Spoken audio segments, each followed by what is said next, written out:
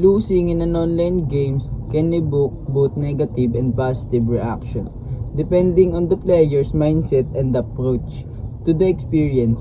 In this video, you will see the negative and positive reaction of a player who loses the game.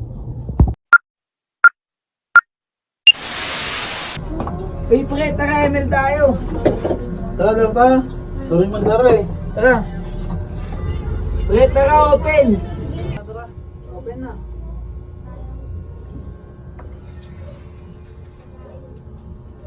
Invite mo na lang sila pre kasi sinabihan ko na yun sila eh. Sige, sino ba? Na Open Jello? tayo.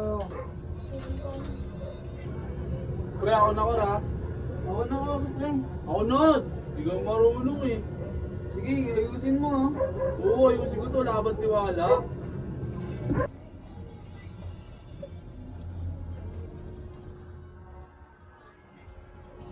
A few moments later. Ally has been slain. Ayusin mo, patay ka na naman. A few minutes later. Ally has been slain. Pre, ayusin mo naman pre. Lagi ka na lang patay. Lagi ka pa hindi ka nag-ML eh. Defeat. Talo tuloy. Kayo na nga lang maglaro. Sabi sa inyo, ako ka eh.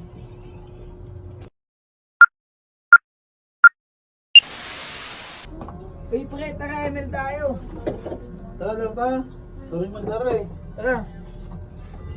Pre, tara open. Tara, open na.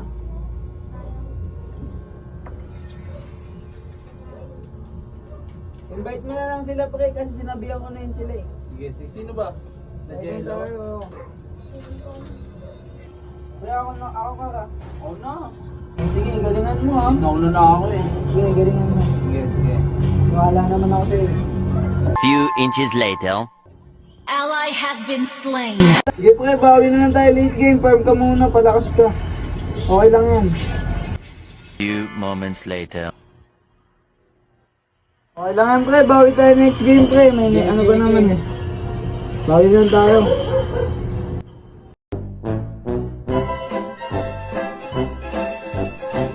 As you can see, in his negative reaction, he portrayed a toxic behavior that a player might resort to blame shifting or trolling other players, creating a negative atmosphere. In his positive reaction, he has bonding with teammates. In team-based games, a loss can foster camaraderie and teamwork as players work together to improve and overcome the challenges, and motivates them to keep playing and practicing, aiming to eventually win. Ultimately, how a person reacts to losing in an online games depends on their personal attitude, goals, and approach to the game itself.